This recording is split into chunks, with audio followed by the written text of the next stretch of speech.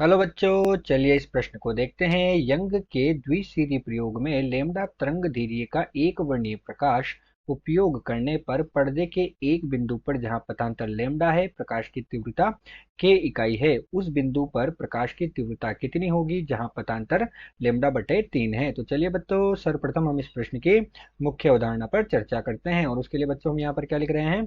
हम यहाँ पर लिखने जा रहे हैं मुख्य अवधारणा। तो बच्चों हम इस प्रश्न की मुख्य अवधारणा में क्या देखते हैं।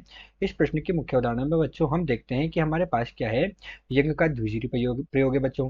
तो बच्चों जो यंग का द्विसूत्री प्रयोग है, यंग के द्विसूत्री प्रयोग में हमारे पास जो दोनों झिर्रियां होती है, उन दोनों झिर्रियों के बीच की दूरी क्या होती है बच्चों, डी होती है। तो दोनों झिर्रियों के बीच की दूरी डी हो गई। अब दोनों झिर्रियों के बीच की दूरी डी है तो इन पर हम क्या करते हैं बच्चों, लैम्डा तरंगदैर्घ्य का प्रकाश आपतित करते हैं। तो इन पर क्या कर रहे हैं बच्चों, लैम्डा तरंगदैर्घ्य का प्रकाश आपतित करते हैं।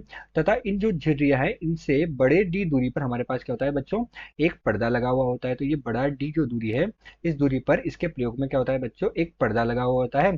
और इस पर्दे पर ही बच्चों हमें क्या होती है, केंद्रीय दीप्त फ्रिंज और अदीप्त फ्रिंज प्राप्त होती है। तो बच्चों यंग का जो द्वितीय प्रयोग है, ये यंग का द्वितीय प्रयोग प्रकाश के तरंग सिद्धांत की व्याख्या करता है तथा यह बताता है कि प्रकाश की जो प्रकृति होती है वो कण के साथ साथ तरंग की प्रकृति भी होती है। तथा जो यंग का द्वितीय प्रयोग है उसमें प्रकाश की जो तीव्रता होती है उसे आई से प्रदर्शित करते हैं। तथा इसका सूत्र क्या होता है बच्चों, हमारे पास I1 धन I2 और हमारे पास उसके साथ आगे सूत्र क्या होगा बच्चों, धन 2 वर्गमूल I1 I2 और कितना होता है, कोस थीटा के बराबर हमारे पास इसका सूत्र होता है। जहाँ बच्चों आई हमारे पास क्या है, आई तीव्रता है, I1 धन I2 भी तीव्रता है और थीटा क्या है यहाँ पर, कोण है। अब बच्चों अगर हमारे पास प्रकाश स्रोत जो होता है वो एक वर्णीय प्रकाश स्रोत हो, तो हमें प्रश्न में दिया है कि अगर हमारे पास प्रकाश स्रोत जो है एक वर्णीय है, तो एक वर्णीय प्रकाश स्रोत होने पर बच्चों हमारे पास जो तीव्रताएं होती है, अर्थात I1 I2 और ये किसके बराबर हो जाएगी बच्चों, आई के बराबर हो जाएगी एक वर्णीय प्रकाश स्रोत के कारण। यही हमारे पास इस प्रश्न की मुख्य अवधारणा है।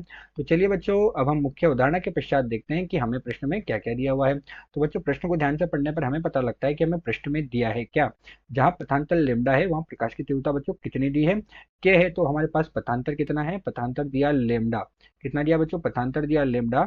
तो उस स्थिति में तीव्रता I1 बराबर कितनी हो गई बच्चों, के।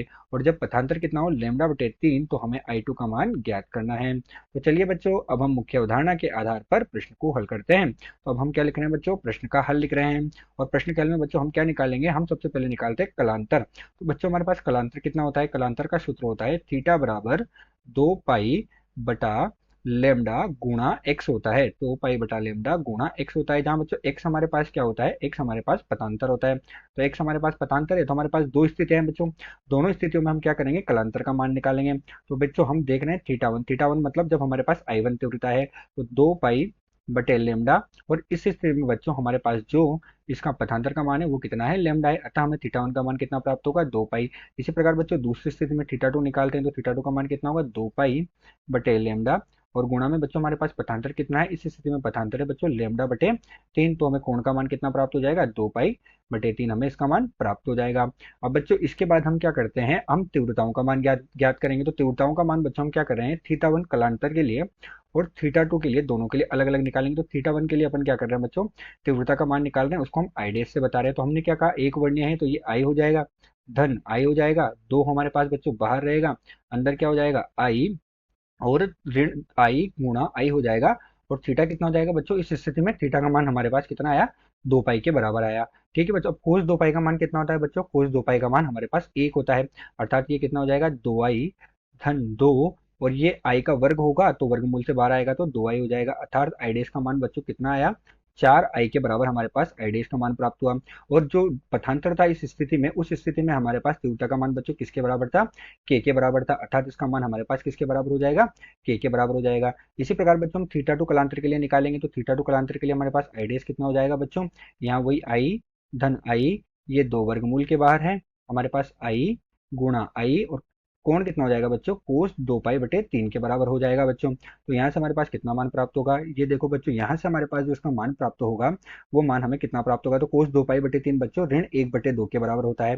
कितना बच्चों, आई धन आई, और ये कितना हो जाएगा, ये 2 आई हो गया, और ये ऋण 1/2 के बराबर होता है। अतः बच्चों हमारे पास आई डेज का मान कितना हुआ, तो आई डेज का मान बच्चों हमें आई के बराबर प्राप्त हुआ। यहाँ से आई डेज का मान, आई डेज नहीं बच्चों, आई डेज ऊपर बोल दिया तो इसको हम आई डबल डेज बोल देते हैं, तो इसका मान हमें किसके बराबर प्राप्त हो गया, आई के बराबर प्राप्त हो गया। अब इसका मान आई के बराबर प्राप्त हुआ तो समीकरण 1 से बच्चों आई का मान हम देखते हैं k/4 के बराबर है। किसके बराबर है बच्चों, k/4 के बराबर होता है। आई डबल डेज का मान हमारे पास कितना प्राप्त हुआ, k/4 के बराबर। अतः ये दिया गया जो प्रश्न है, इस दिए गए प्रश्न में हमें जो तीव्रता का मान ज्ञात करना था वो k/4 के बराबर प्राप्त हुआ। आशा करते हैं आपको प्रश्न समझ आया होगा। धन्यवाद।